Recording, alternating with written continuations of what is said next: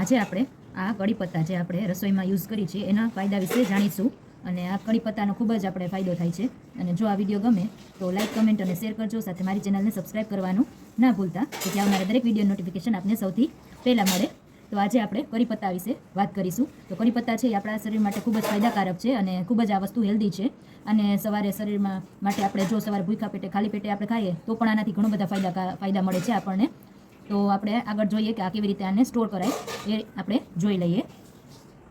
Store કરવા માટે આપણે જે આ કરી પત્તા પહેલાં બહારથી આપણે લઈ આવી ઘરમાં થાય ઘરમાં ઉગતો હોય તો આપણે લીમડો એ યુઝ કરી પણ ક્યારેક આપણને બધાના ઘરે નથી હોતા તો ત્યારે આપણે આ બહારથી લઈ આવી છે કરી પત્તા. તો એ કરી પત્તાને આપણે સૌથી પહેલાં પાણીથી એને આ રીતે ડાળખી સાથે જોઈ ત્યારે આપણે એને સરસ મજાના ધોઈ લેવાના 2-3 વાર પાણીથી સરસ ધોઈ લેવાના અને ત્યાર પછી આપણે એને પાનને સરસ ધોઈ નાખવાના, સાફ કરી નાખવાના અને ત્યારબાદ આને આપણે કોટન કપડાથી લૂછી નાખવાના.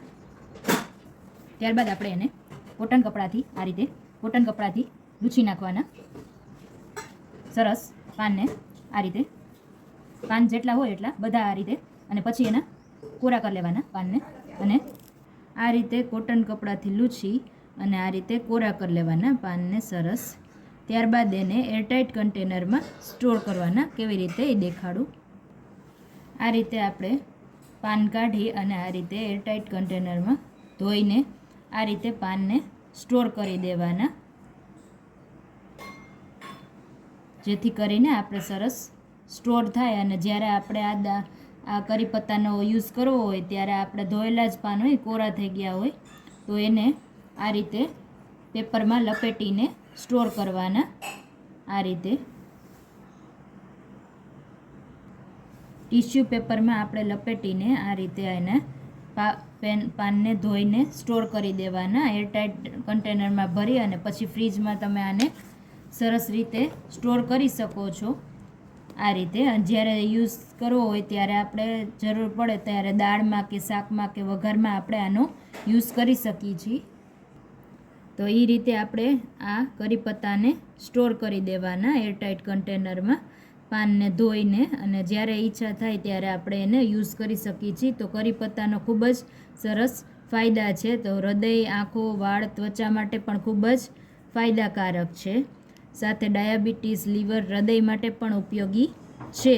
સોજો ઓછો કરવામાં પણ ઉપયોગી છે. એન્ટીઓક્સિડન્ટ ગુણ રહેલા છે. બ્લડ શુગરને નિયંત્રિત કરે છે. સવારે ખાલી પેટે ખાઈએ તો પણ ઘણો આનો ફાયદો થાય છે.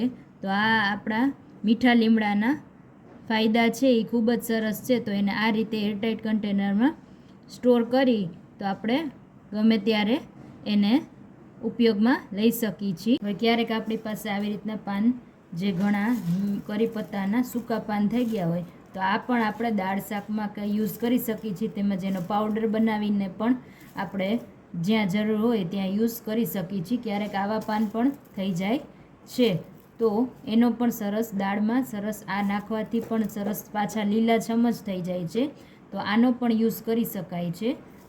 આપણે જ્યાં યુઝ કરવો હોય પાવડર બનાવીને કે ક્યાંય પણ તો એ પણ આપણા માટે ફાયદા ઘણા છે.